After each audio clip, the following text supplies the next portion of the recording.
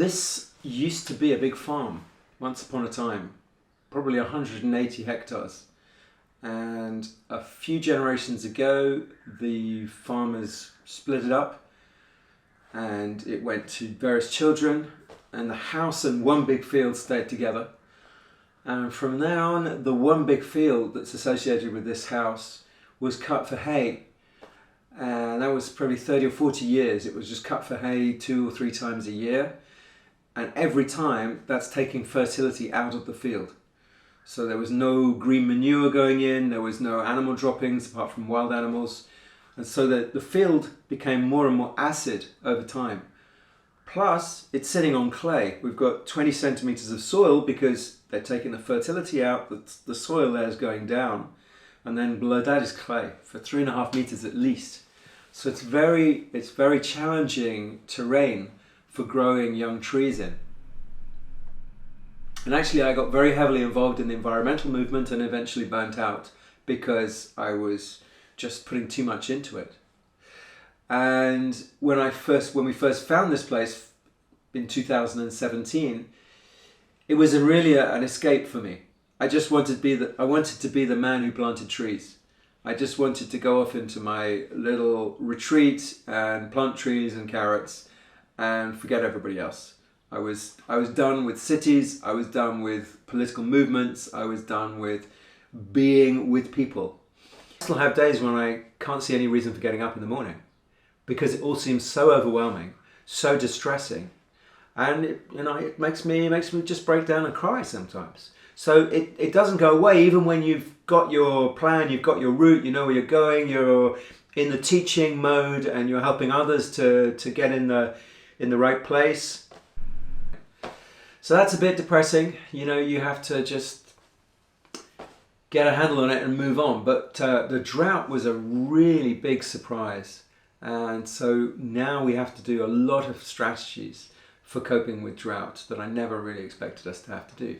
But that's not all. You have to also have strategies for torrential rain because that's coming as well. We've had days when if you haven't got everything locked down in plant terms, they just get swept away because there's so much rain.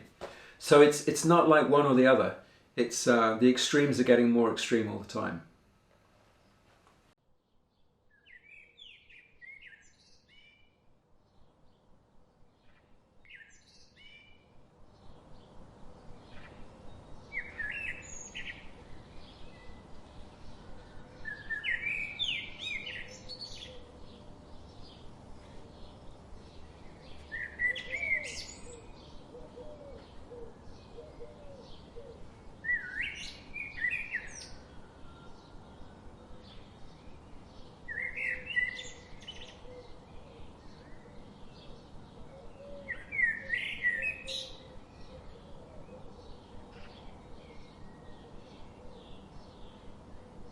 And so it became very quickly clear that this was a great place for inspiring people to change and that we should actually make more of that.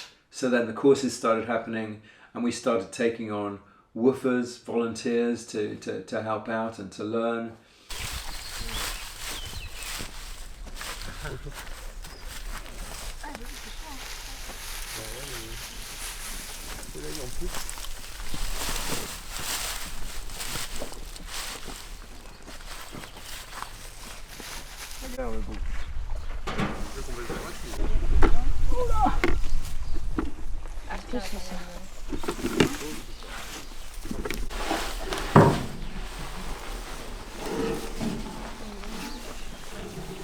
Là on met de la paille dessus avant de remettre de la terre.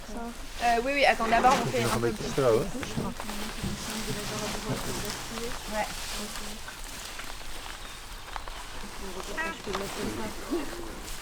Je peux mettre... Il y a besoin encore un peu ou pas?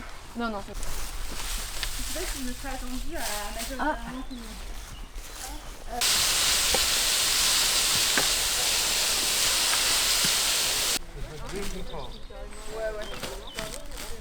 On peut peut-être avec la main. Ouais, 12e, ils ramassent les déchets compost en fait, mais c'est que dans 3 arrondissements. Oui, bah nous, dans le 19e, ils nous ramassaient. Ouais. Ah, dans le 19e aussi? Dans le 19e aussi, ouais. C'est pour ça qu'on a commencé le long composteur, c'est Simon, can you stick yourself underneath? Yeah, underneath. Come by me, or... Okay, there we go. Oh my God. Okay, little tap inside. Ah, bah c'est pas mal ça. Maintenant,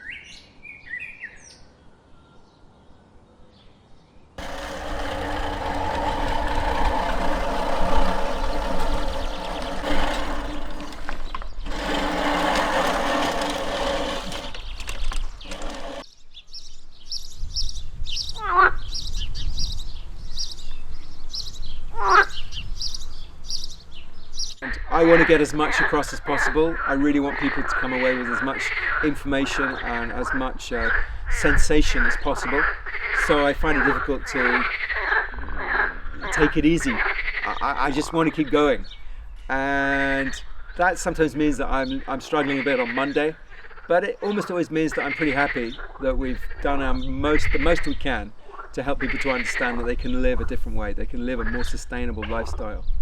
People write to me afterwards to say they've left their jobs, they've taken up farming, or they're working for an environmental association. That just fills my heart with joy when I hear that, because it really means that we're helping people to make a move towards a healthier, more sustainable lifestyle.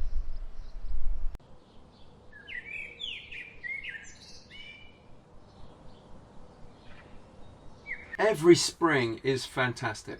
Every day in spring, when a new plant, a new tree is flowering or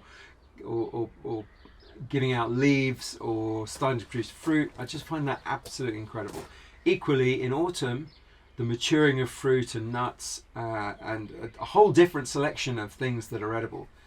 I just find that incredible. There are days when I'm doing some work on the computer inside and I go out for whatever reason and a smile plays all across my lips, because it's just such a joy to walk out into this place that's so abundant, so integrated with nature. It just makes my heart leap. This is an oasis of tranquility. This is a place I want to be. This is a place where we're growing things, where we're trying to live in tune with nature. It just feels like the right place to be.